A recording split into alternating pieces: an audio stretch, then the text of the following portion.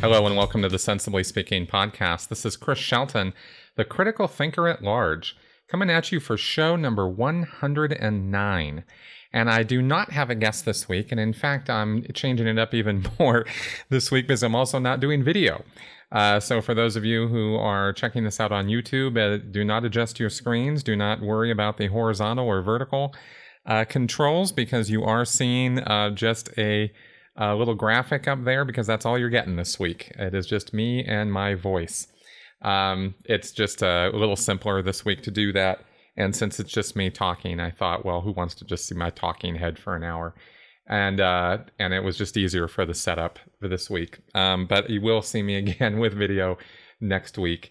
I wanted to first put out a great, really profound expression of, of gratitude here to all of you folks who have been throwing me a lot of love and support over the last 24 hours since I posted my video about some thoughts on Scientology and the aftermath, Leah Remini's show about Scientology.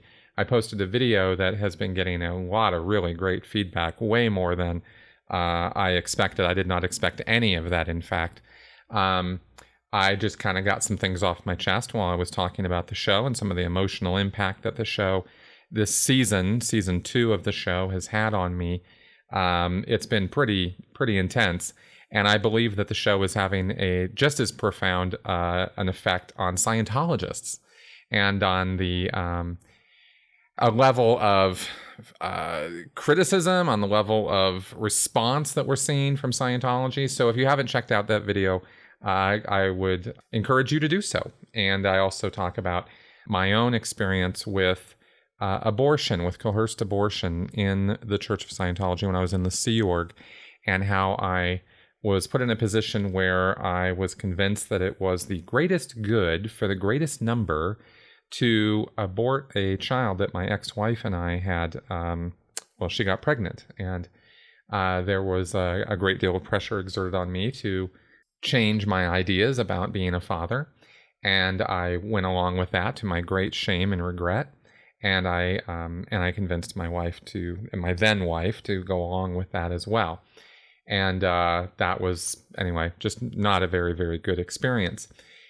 From that, this week, I've been reflecting on that quite a bit. And from that, and some of the feedback I've been getting and some of the communications I've been having with friends, I decided to look a little more closely. And I've been planning on doing a show around this for a while, but I dug in and decided, okay, what we're going to talk about this week is the subject of coercive persuasion. And I'm trying not to put an H into coercive. Coercive is, I believe, how you pronounce that, with no H in there, no H sound.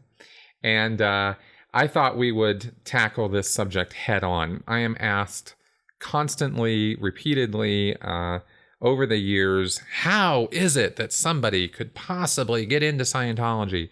How is it that somebody could possibly be so stupid as to believe in Xenu?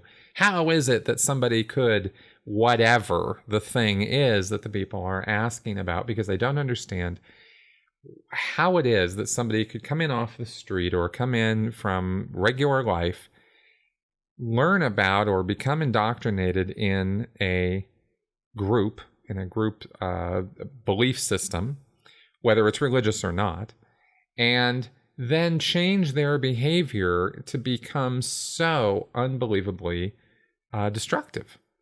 And so I thought, okay, let's really get down and dirty with this week. And for my source material on this, I decided to go to Margaret Singer, Dr. Margaret Singer. She was a professor emeritus at the University of California at Berkeley. She actually died in 2003. She was a definite somebody who pushed the ball down the road in a very significant way when it came to researching, discussing, warning about, and taking a proactive stance against destructive cults. She was involved, I believe, with the Cult Awareness Network before the Church of Scientology undermined it and took it over for its own purposes, because they were, I think in the early 90s it was, that all went down because the Cult Awareness Network was actually having an effect against cults like Scientology, many other groups as well. And anyway, she wrote a book called Cults in Our Midst and various other books, and she did a lot of research and work on the subject of how do cults do what they do. And I've discussed on this podcast before Janja Lalich's checklist of destructive cult characteristics, but in this episode, we're going to go into specifically coercive persuasion and or thought reform, as it is sometimes known. And I'm just going to read some bits from Margaret Singer's work. I will put a link up in the show notes to the article that this is from. And we're just going to kind of walk through 7 different tactics that these groups use that add up to what we call coercive persuasion. So let me just read a little bit as an intro here before we get into what those 7 specific tactics are. She says, thought reform is best understood as a coordinated system of graduated coercive influence and behavior control designed to deceptively and surreptitiously manipulate and influence individuals, usually in a group setting, in order for the originators of the program to profit in some way, normally financially or politically. Now, something I want to highlight about this is that she mentions here behavior control designed to deceptively and surreptitiously manipulate and influence individuals. This is not in-your-face activity. This is very subtle. In fact, when it's done right, in other words, when it's done effectively, most effectively, it is done so well that you don't even know it's happening. These controls and these tactics that are used are not the sort of thing that, let's just say that unless you're educated about it and are aware and cautious and wary of it, you could very easily fall for these tactics in any group dynamic or group situation. Or even in a one-on-one situation. I've had Rachel Bernstein on this podcast many times discussing narcissistic relationships and how you can have a cult of 2 because the narcissist, of course, is running the relationship using these same kind of tactics to undermine the person's ability and determinism to act, their free will, and the person doesn't even know that this is happening. And the same thing applies, of course, in these groups. She says further, the essential strategy used by those operating such programs is to systematically select, sequence, and coordinate numerous coercive persuasion tactics over continuous periods of time. This is another important point. None of this happens overnight. This goes on over an extended period of time. Weeks, months, years. You do not fall under the spell of a destructive cult in a matter of a couple days. Sometimes people will join new groups and they'll get very excited about it, and they will go and tell their friends and tell their family, and this is within a couple days of joining or a week or so. But that doesn't mean that the person has suddenly been brainwashed, within a week.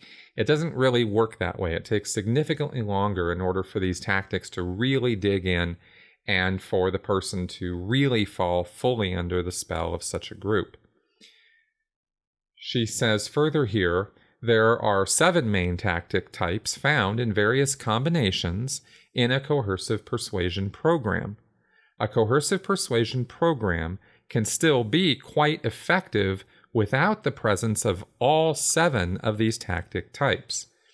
And as we go through these, you'll see that some groups really work over just 1 or 2 of these tactics, but I think you'll find as we go over these that you'll be able to find examples that you may have encountered or run across in your own life of groups that have used some of these tactics in an underhanded sneaky kind of way, right? So let's dive in and take a look at what some of these are. And as we go through these, I'll comment on them, and then I'll give some examples from my own Scientology experience as to how it is that I have directly observed some of these being used. And I would like, as we're going along here, as you're listening to what I'm saying and going through some of these tactics, perhaps think of how you also might have run into some of these in your own life. I would very much like to hear in the comments to this podcast, either at sensiblyspeaking.com or more regularly on my YouTube channel, where you guys might have heard of some of this or experienced some of these tactics being used against you. Because the effort here is not just to, go on and on about Scientology, but to actually help you guys to avoid, first become aware of, and then second, be able to avoid some of these tactics being used against you. So let's take a look at tactic number 1.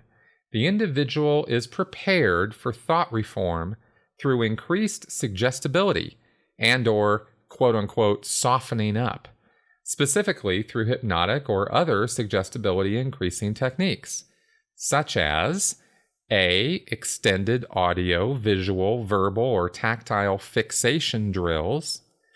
B. Excessive exact repetition of routine activities. C. Decreased sleep. D. Nutritional restriction. All right, and those are just 4 ways that some of this people can be softened up or made more suggestible. And again, this is something that takes a little while, but have you ever wondered why it is that Scientology's communications course is offered almost universally as one of the very first things that you're supposed to do when you get involved with Scientology? Everybody talks about the comm course, including me. The very first course I ever did in Scientology, and by course I mean a class in a classroom situation, was what was called the Professional TR's course, which was the highest level course on communication that Scientology offers. And if you're wondering, well, what is this comm course all about? Well, it's about mostly drilling that is exactly as it describes here, extended audio, visual, verbal, or tactile fixation drills.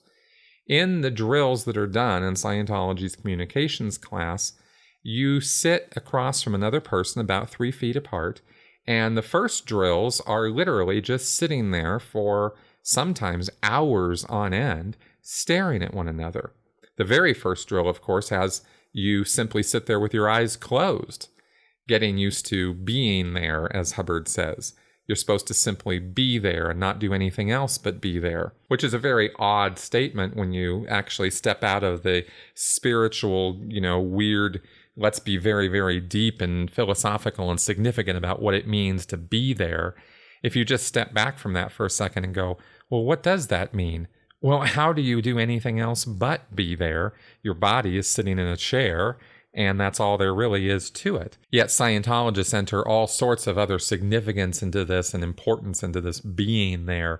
I'm going to focus my chi. I'm going, no, that's not how they put it, but they will attempt to be in present time. In other words, not think any thoughts, which is damn near impossible as far as I can tell. And I drilled those TR drills for many, many, many hours, hundreds of hours in the time that I was in Scientology. So here you have Margaret Singer saying that these kinds of activities soften a person up and increase their suggestibility, which I would absolutely agree with. It definitely is a trance-inducing activity to sit for hours on end doing nothing. This is, when we talk about meditation, that's a trance-inducing activity. But with Scientology, and I'm not trying to rag on meditation in and of itself, but it can be used in a way to put a person into a trance state, meaning that they're not really totally fully there, ironically.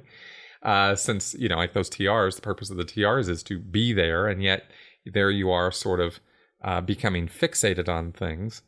And so that and the manner of the drills, when you move into the next TR, which is TR 0, where your eyes are open and you're sitting across from another person just staring at them, well, this is where they start entering in the idea of flunking you, right? If you mess up or blink or fidget or are falling asleep or something, then the person across from you will say, flunk, you've twitched, or flunk, you are falling asleep, or something like that. And you start getting, the correction, which sounds innocuous enough until you do it for hours and hours and hours. And it can become quite frustrating, because the goal of the activity is to not think, not act. Just do exactly precisely what you've been told to do. And if that's not the definition of suggestibility, of increasing a person's suggestibility, I don't know what is. Now, of course, you'll also find in Scientology other instances of this. One thing I'd like to point out about these tactics is it's not like tactic 1 is used and then they move to tactic 2 and there's no more tactic 1 used. This is a repetitive activity. And the TRs that are used in the communications class are only one example of this. For example, it says B, excessive exact repetition of routine activities.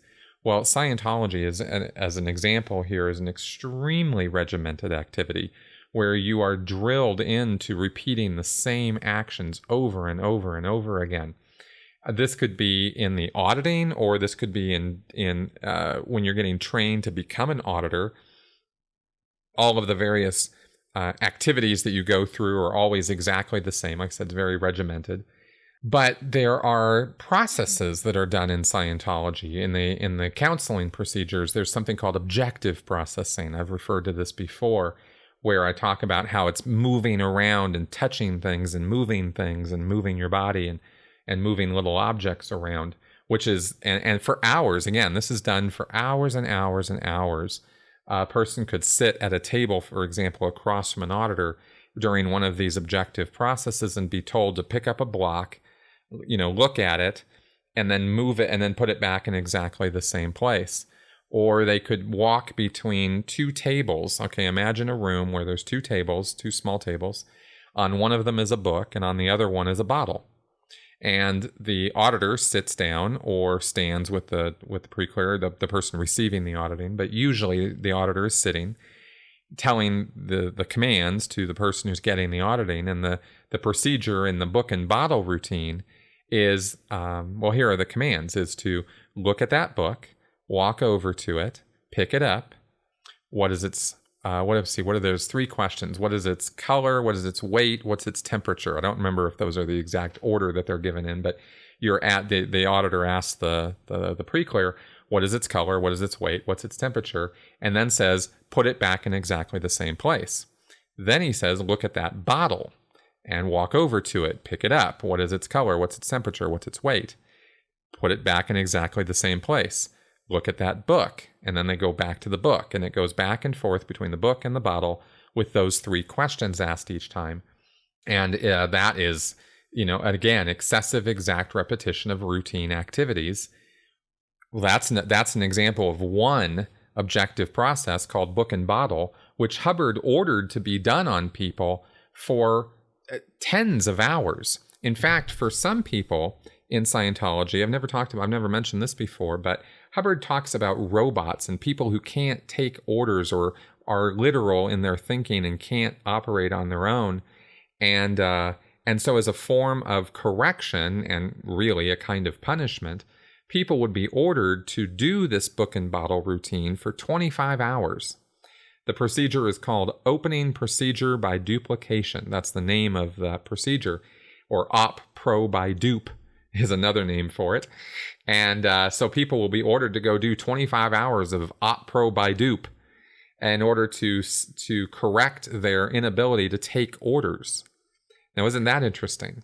Because, again, we're talking about increasing a person's suggestibility or softening them up to take orders. Well, here's a perfect example of this tactic in action, right? And this is just one of hundreds of different objective processes that can be run. Decreased sleep, of course, we know about that from the Sea Org especially, but also Scientology staff members. And nutritional restriction, well, I can tell you all about the diet in the Sea Org, and it's not so great. But in terms of nutritional restriction, I'm not sure if that also involves food or dietary restrictions or something like that. In Scientology, there's not a whole lot of, you can't eat this, you can't eat that. But there is certainly control of one's environment and one's ability to get sleep and to eat at all. And, you do that, you control those factors enough with somebody, and you can actually drive them to a psychotic episode by denying them sleep and denying them food. So that's tactic 1. Let's go ahead and move on to tactic 2. Using rewards and punishments, efforts are made to establish considerable control over a person's social environment, time, and sources of social support. Social isolation is promoted. Contact with family and friends is abridged, as is contact with persons who do not share group-approved attitudes.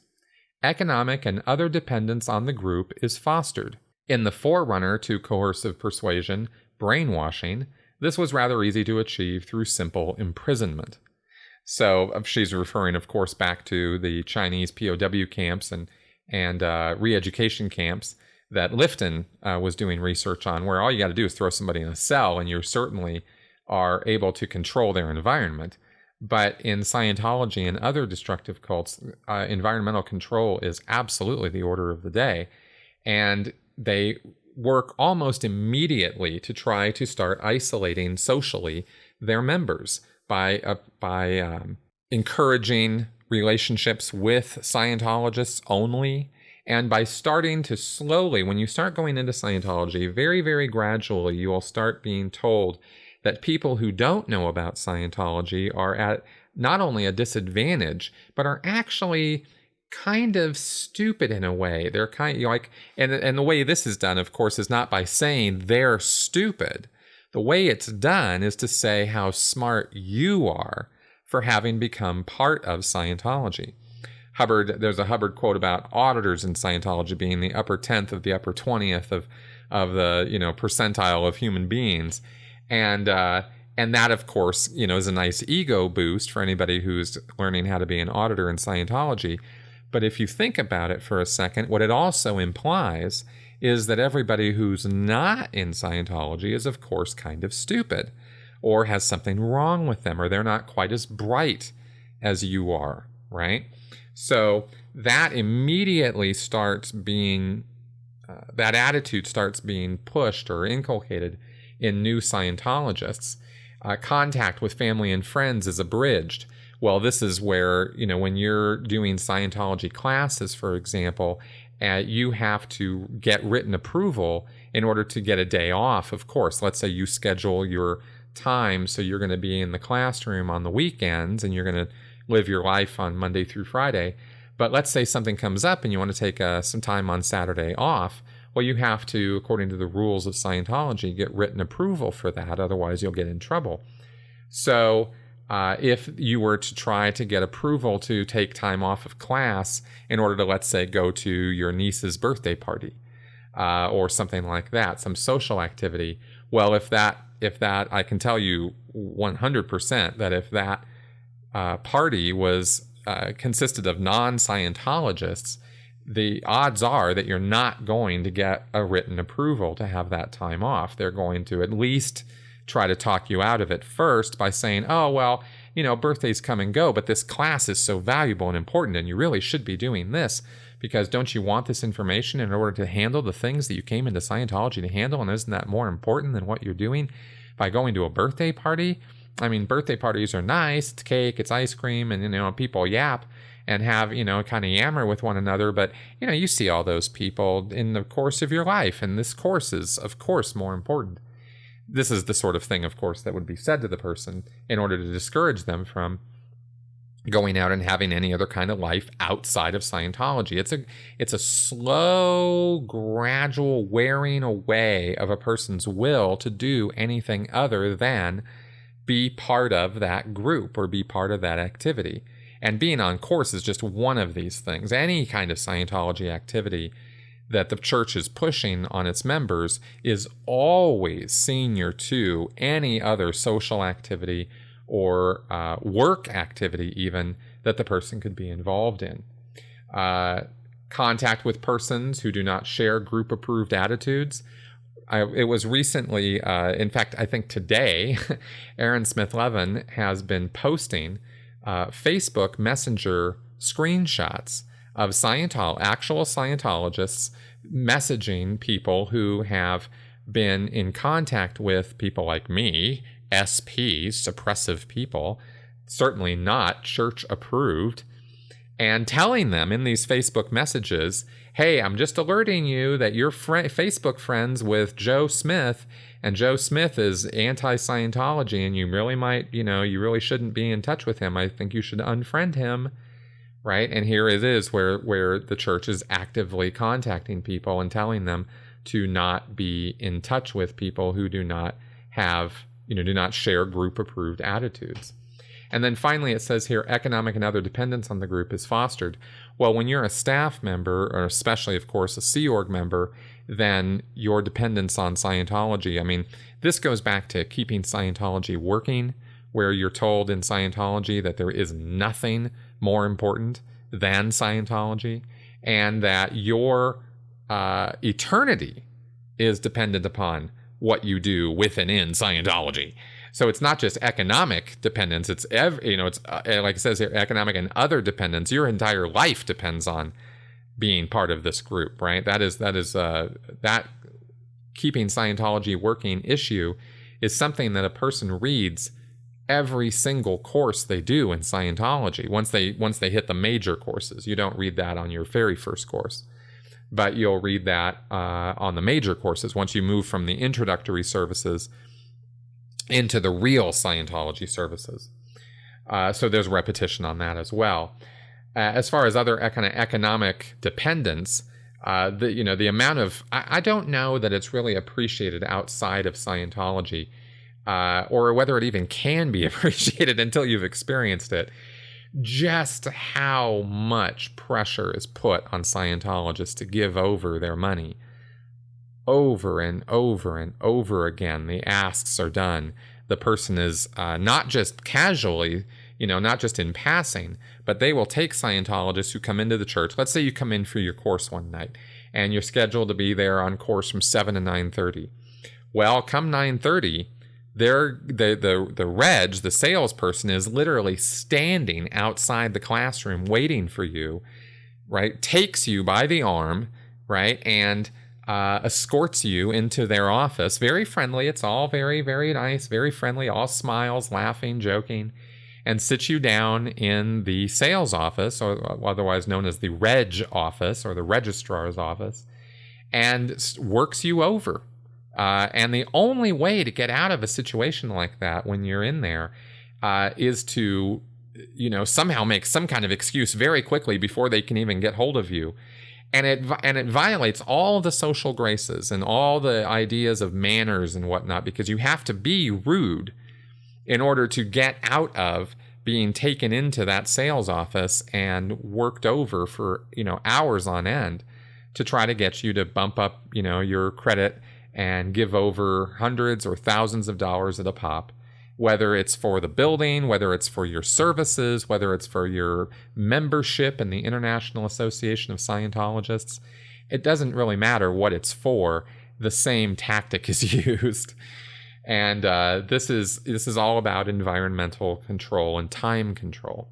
So this is tactic number 2. And it says using rewards and punishments, by the way, because also part of this is if a person is resistive to these control measures that are done, then that person will actually end up in front of an ethics officer in Scientology. And that person is the person who is going to inquire as to whether there's someone or something that is in that recalcitrant person's environment that is telling them to not be part of Scientology? Is there someone in your ear about Scientology? Is anybody discouraging you from being here? Is there anyone who's telling you that maybe this isn't everything it's cracked up to be? You know, they'll be asking you sharp and pointed questions to try to get to the bottom of why it is that you're not going along with these social control mechanisms that are rampant throughout Scientology. And so that is its own sort of punishment for not going along with the control mechanisms, if you see where I'm going with that. All right. The next tactic is tactic number 3. Disconfirming information and non-supporting opinions are prohibited in group communication. Rules exist about permissible topics to discuss with outsiders. Communication is highly controlled. An in-group, quote-unquote, an in-group language is usually constructed. Now, this, of course, is getting deeper into the control mechanisms, because now we're starting to have the group dictate what it is a person can and can't say, what it is a person can and can't talk about. And this is both within the group and with members outside the group. And this, again, is the sort of thing that starts on day one of walking into a Scientology church, where you're told, if you sign up for a course or sign up for auditing, and you come out and let's say you've had an introductory auditing session, whether it was Dianetics or Scientology auditing, and you come out and you feel pretty good, and you're like, wow, that was great, and you want to tell somebody all about it. And the first thing you're going to hear from any Scientologist in your vicinity is, yeah, don't talk about what it is that you actually did in the auditing, because that's not the way they'll say this. That's not really anybody's business. That's your personal case. That's your personal affair. And it's really not something that you want to be talking about, because it could potentially be restimulative to other people. Meaning that if you were to tell them what came up in your own auditing, that could stir up what could come up in their auditing, and it could stir up past traumatic episodes of theirs if you were to tell them about yours. And you see the subtle control that's coming in here on what you can and can't talk about. Because, of course, that's utter nonsense that you're going to re-stimulate other people by talking about your own experiences. But it's a subtle rule that is putting in place the idea that Scientology knows more than you do about what it is and isn't acceptable to communicate about. Now, mind you, we're just talking about words. We're just talking about what you can say. But by setting that precedent almost from day one, they start gradually putting the idea in your head that they are the ones who know best about what you should and shouldn't say. And so you're told, share your wins, talk about the wins that you had, but don't talk about the procedure or the specifics of what came up in your counseling.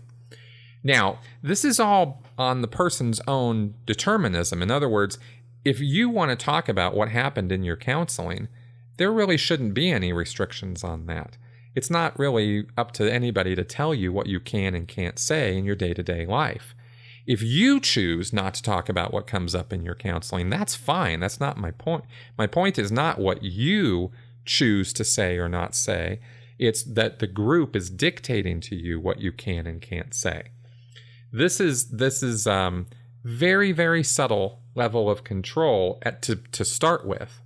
But there are definite rules about what is permissible to talk about with non-Scientologists in the world of Scientology.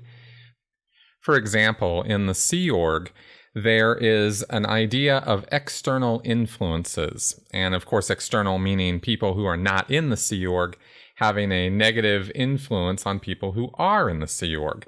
And these are called external influences, whether it's family, friends, or any other thing that is outside the Sea Org that could somehow be impinging on a person's time or attention, or somehow distracting them from their, nose to the grindstone, tone 40, as they call it in Scientology, work, now, sort of attitude. And these external influences are controlled, and there are rules and guidelines about these. In fact, there's a whole little course that you can do in the Sea Org about external influences, but minimally, everybody has there's a document that's, 4 or 5 pages long of rules for, when I was in Big Blue in the PAC base, there was a 5-page issue that came out about all the rules that we had to follow in regards to communication with family and friends, and how you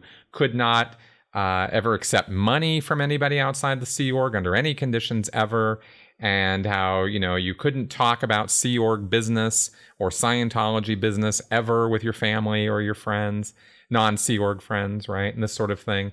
So this all falls under Tactic 3 here. And in fact, the whole idea of an external influence is definitely part of the in-group language of the Sea Org.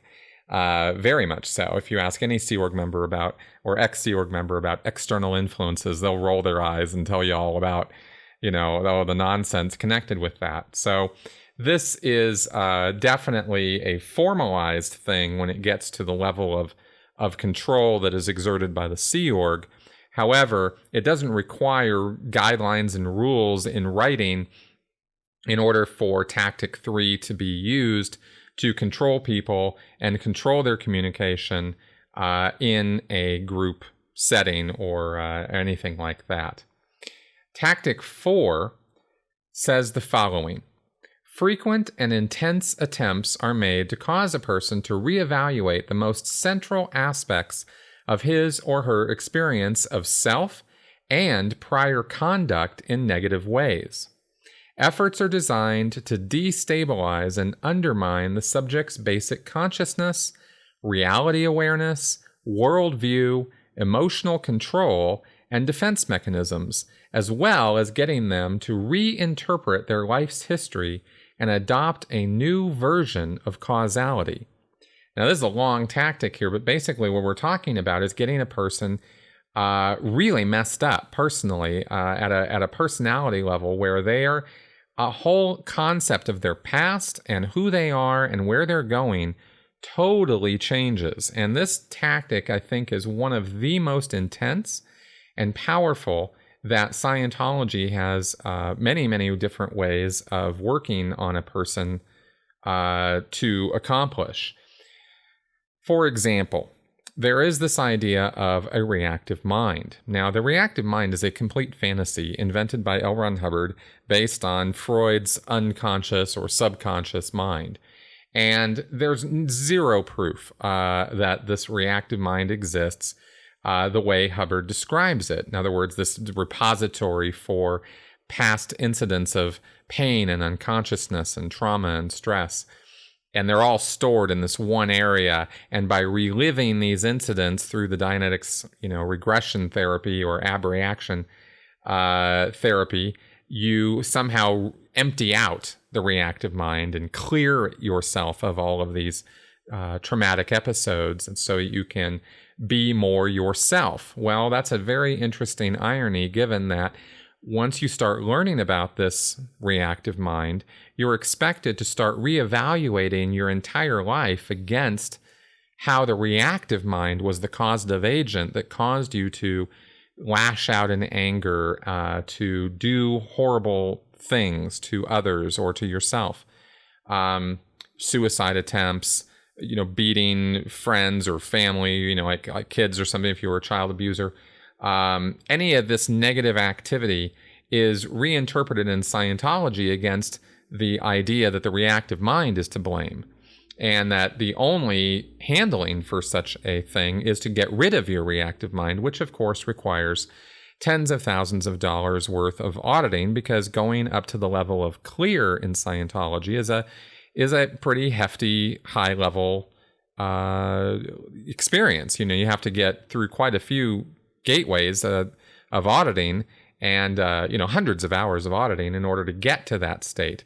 So they're there's a lot of financial incentive on the part of the church to convince people that this reactive mind is real, that it has a incredibly negative effect on your life, and that it is causing you to do things that you would rather not do, right? But it also, in learning about this, causes a person to, as it says here in this tactic, to change their whole concept and experience of who they are and what they've done.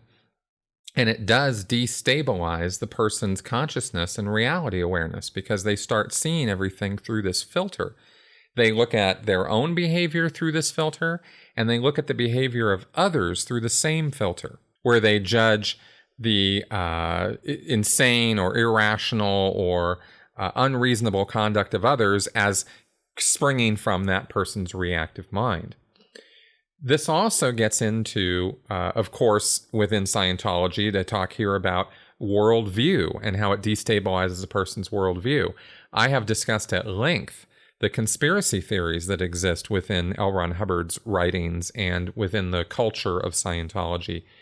Very anti-government, very much into the idea of a small clique of people or cabal of bankers are running and controlling the world, that psychiatry as an entire subject is actually evil and is the driving force behind World War II's concentration camps, behind the drugging of all, psychotropic medications are all evil and all must be flushed down the toilet because none of them could ever do any good ever for anybody.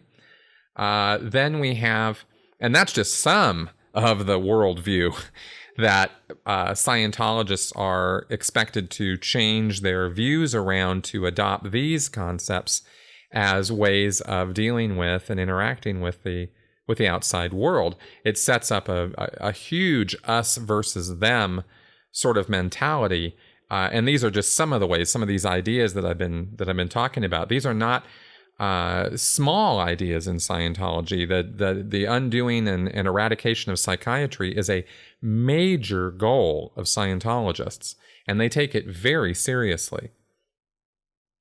This concept of emotional control that is talked about in this tactic is also something, especially for the staff and the Sea Org members, but it goes all the way, this idea filters all the way down to the public Scientologist, that they are the ones who are in control of their emotions, and therefore negative emotions, or what they call misemotion, is absolutely unacceptable and is something that the person is expected to deal with on their own.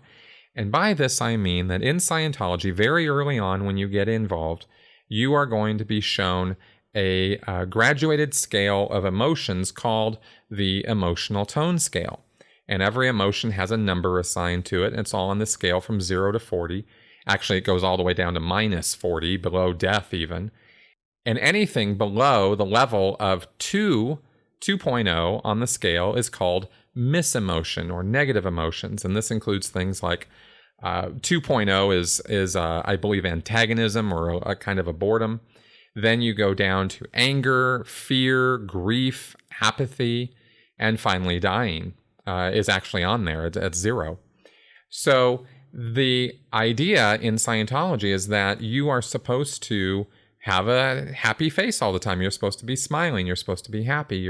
Nobody's going to say, hey, dude, you need to smile. Instead, Hubbard put together a little poem called The Joy of Creating, where this isn't a word for word because I'm doing this just off the top of my head, but the idea, it starts with, force yourself to smile and you'll soon stop frowning. Force yourself to laugh and you'll soon find something to laugh about. A being causes his own feelings. The greatest joy there is in life is creating. Splurge on it.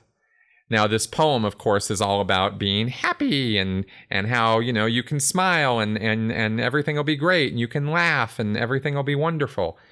And if you look at the flip side of this, what you have is a tool to manipulate people so that they can't experience anger or grief or fear or upset. They're not allowed to, because that's a negative misemotion. And this is very much emotional control, which is very much behavior control. This is not a small thing in Scientology. The way that the indoctrination occurs is very gradual. First, you learn that there's this emotional tone scale. Then you learn about the various plus emotions and minus emotions.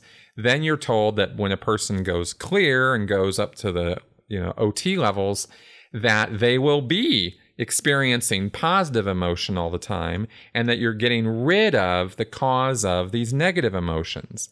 Now, fast forward a little bit, and a person, let's say, comes into the church one day, and he's going to go into the course room and do his classwork, and he's pretty upset about something that happened at work or something that happened at home, and somebody sees that he's got this sour demeanor, and they say, "Hey, what's going on?" "Oh, I'm just, upset about, this and this and this." "Oh man, yeah, that's a real bummer, but you're you're the one who's in charge of your emotions." And then they might be given this joy of creating poem and told, just make yourself laugh and everything will be fine. Or make yourself smile and you'll find something to smile about. It's all very innocent. It's all seems to be in the direction of helping the person. But the real message there is, whether the anger you're feeling or upset you're feeling is justified or not, the mere fact that you are angry or experiencing an upset is unacceptable. And you need to change your demeanor and you need to change your conduct, because it's just bringing everybody else down.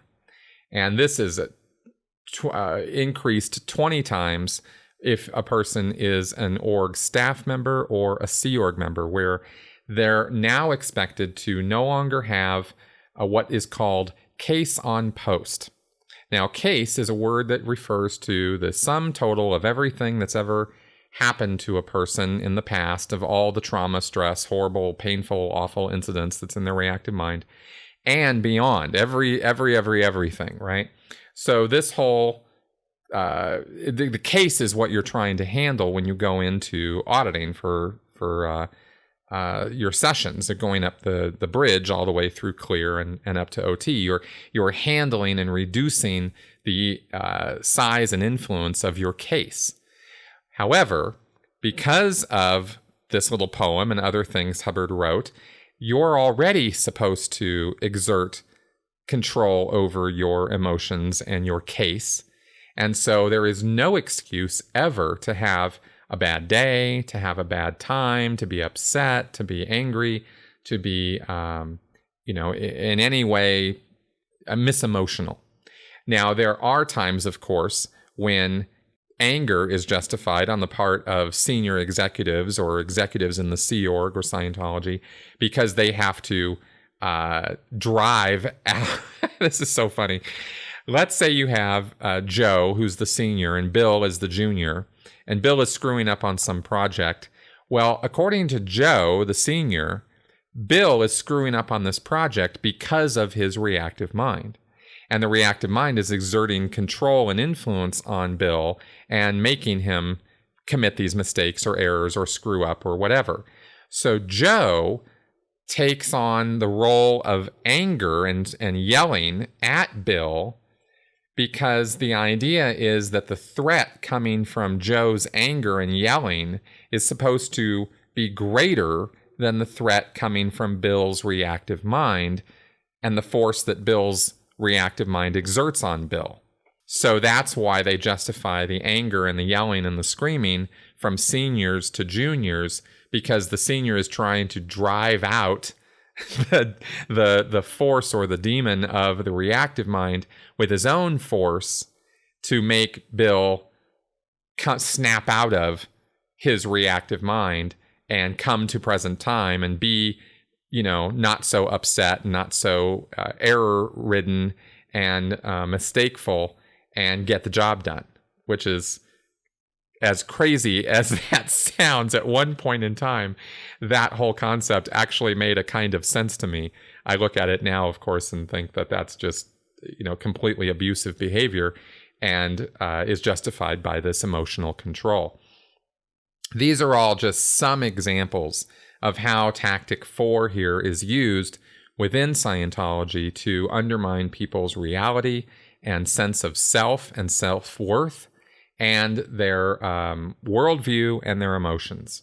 So this is a very, very important tactic that has many, many mechanisms within the world of Scientology, and I can only imagine the mechanisms that exist in other destructive cults to implement this particular tactic. Moving on to tactic 5, we have intense and frequent attempts are made to undermine a person's confidence in himself and his judgment, creating a sense of powerlessness. Now, in addition to what I mentioned about the reactive mind and having this case that you're carrying around with you, this is very, very important because these things are used to do exactly this, undermine a person's confidence in himself and his judgment, because he is then set up with the problem of not being able to know whether any thoughts he's having or ideas he's having are his or are they from his reactive mind. And he will feel powerless against his reactive mind or against his case, and he will turn to Scientology and to L. Ron Hubbard for answers and advice and direction on how to be, what to do, and how to, conduct himself. So this tactic also fits right in there with that. In addition to those mechanisms of the reactive mind and case, I can also tell you that in the C organization, a great deal of that yelling and screaming and hyper management, micromanagement of individuals is also contributory to this particular tactic. This is very, very strong in the Sea Org, where orders are issued. The person is not expected to give any backflash in other words, he's not expected to talk back in any way. If an order is issued, if the order is jump, the answer is how high, not why, or are you sure, or is there some reason for this, or whatever. None of that. That's all backflash. And you're left with being given orders and directions of things to do, and you don't know how to do it. So you then go and do the best that you know how to do. You don't get the job done well because you're not trained or certain of what to do. Then you get yelled and screamed at even more and threatened. There are always threats of punishment connected with all of this. And that undermines the person's confidence because this is all morale-breaking activity, not morale-producing activity.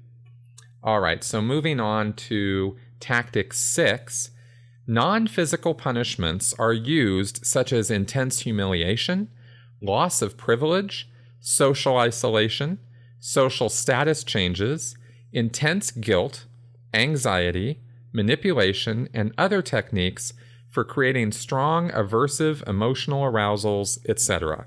I think I described some of this under tactic 5 because these things blend one into the other. But in the world of Scientology, this exists at all levels. I mentioned earlier about how somebody would fairly early on start encountering the ethics officer. All of these mechanisms are used by the ethics officers in order to exert control over Scientologists. Loss of privilege, even humiliation, social isolation. There's the concept of disconnection in Scientology is very strong. It's a very big threat. It exists. People learn about it. And then when they start bucking the system or start breaking any rules, then the social status changes and the social isolation come into play. When somebody goes to the ethics officer, that can be a discreet visit or it can be a very noisy and loud visit. In other words, maybe the ethics officer decides in certain circumstances to kind of keep it between him and the person, the Scientologist that he's dealing with, for whatever the issue, the ethics issue is, the rules violations or problems that this person is experiencing. Well, they're just kind of kept between the ethics officer and this person. However, you will soon learn in Scientology, after engaging with the ethics officer for any length of time, that sometimes the ethics officer can make it known to the group at large that a person is under ethics attention. And this results in people looking little long sideways glances, wondering what's up with this person. Let's say Bill, he's going to the ethics officer because he's been looking at stuff on the internet. And this now gets around to everybody in the organization because the ethics officer spills the beans.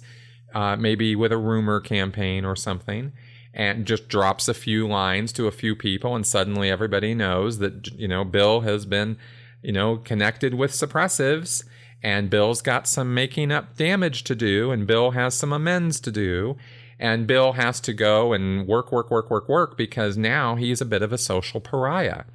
And now he needs to deal with that. Now, the truth of the matter is it's nobody's business what Bill does in his private time with himself and what he looks at. But here we have information control, behavior control, and this tactic here of social status changes and social isolation, loss of privilege, guilt, manipulation, etc. So this is where in Scientology, this is really strongly carried out by the ethics officers. In the Sea organization, they're called Masters at Arms, and by peer pressure. People do this, after a while of learning the ropes and learning how things are in the world of Scientology. People will take it upon themselves to start carrying out this activity on their own against other Scientologists. And this is where you see things like the Facebook police, where Scientologists' Facebook activities are monitored by other Scientologists, who their friends are, what they're posting. And if those people start posting negative things about Scientology, even slightly negative, even slightly questioning, or they are connected in any way with suppressive people or people that the church has for some reason deemed unacceptable, then this whole tactic will go into play to get that person to not be connected to those people anymore, or to stop posting things that are negative about Scientology. Finally, we get to tactic 7. Certain secular psychological threats, parentheses force, are used or are present. That failure to adopt the approved attitude, belief, or consequent behavior will lead to severe punishment or dire consequence. For example, physical or mental illness, the reappearance of a prior physical illness, drug dependence, economic collapse, social failure, divorce, disintegration, failure to find a mate, etc. So in other words, if you don't follow the rules and guidelines of Scientology and do what Scientology tells you to do at every step along the way, then the consequences could be severe, so they tell you, in terms of, all these horrible things that could happen to you. One example of this, and a very silly one, is they say in the Sea Org that if you were to leave the Sea Org, well, you're just going to end up flipping burgers at McDonald's because nobody's going to hire you. You're going to be a failure. You're going to know that you've done something horrible and wrong by leaving the Sea Org in the first place, and therefore you're the one who's actually going to cause all of this demise and failure on your own part, because you know that what you did in leaving the Sea Org was so bad that you don't deserve anything better than flipping burgers at McDonald's. This is how they talk. This is actually real. I'm not making this up. This is only one of many examples where these kinds of threats and ideas are used. And it's very interesting how they're not worded as threats. They're not communicated as though you're being threatened. Instead, they're simply stated as fact. If you don't do this, then it's guaranteed you're going to fail. And I'll tell you another example of this. It was in recruitment for the Sea Org. I did Sea Org recruitment for quite a while, and I learned this from other permanent Sea Org recruiters who did this for years. They would tell potential recruits, I'm going to, tell you all this information, show you all these references from L. Ron Hubbard, give you all this information to convince you that joining the Sea Org is the most sensible, logical, rational thing you could ever do. And in fact, the only choice you really have is to join the Sea Organization, because it's the only group in the world that is doing any good for mankind. Now that I've given you all this information and shown you all these references and given you all this Hubbard information, if you do not now join, then bad things are going to happen to you merely because you know that this is what you should be doing with your life and you're not doing it. And they will tell a story. For example, the recruiter would tell a story of, I knew one person that I gave this whole briefing to, and he said, yeah, I'm not going to do it. And 3 days later, he was in a car accident and in the hospital because he was so driven in and introverted and upset with himself because he didn't join the Sea Org. This was actually said to potential recruits, more than one, because as a statement of fact, not a threat, to present to them the consequence of them not taking responsibility for themselves and for mankind by joining the Sea Org. So this tactic is absolutely used at that level and at every level of Scientology. So those are the tactics I wanted to cover in this podcast. There are more. There's an 8-point model of thought reform that Robert J. Lifton wrote about, and we will cover that in a future podcast. These come from Margaret Singer. I thought that they would be useful and helpful. I would very much like to know, having gone through these tactics with you now, how you've encountered any of these kinds of things, coercive persuasion tactics and techniques, in groups you might have been involved in, or social situations, or jobs, or any other such activity. It doesn't have to be religious. I really want to stress that cult behavior is not limited to religious groups. You will find these kind of tactics used to greater or lesser degrees in political groups, social groups, obviously religious groups.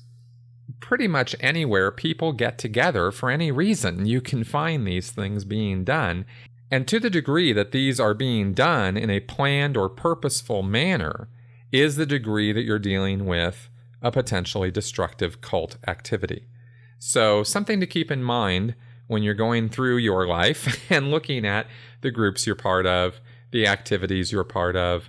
I think that, and I hope that, this information will be useful to you in how to avoid falling into any of these kinds of tactics that can be used against you. All right. Thank you very much for coming around and listening this week. I really appreciate your support. And if you are finding that this podcast is helpful to you and my channel is helpful to you, consider joining me on Patreon and supporting the work that I do so that I can do even more of it and get more research done and be afforded more time to get the work done that I would like to do so that I can continue to educate, inform, and entertain with the Sensibly Speaking podcast and the rest of my content. I'll talk to you guys next week. Bye-bye.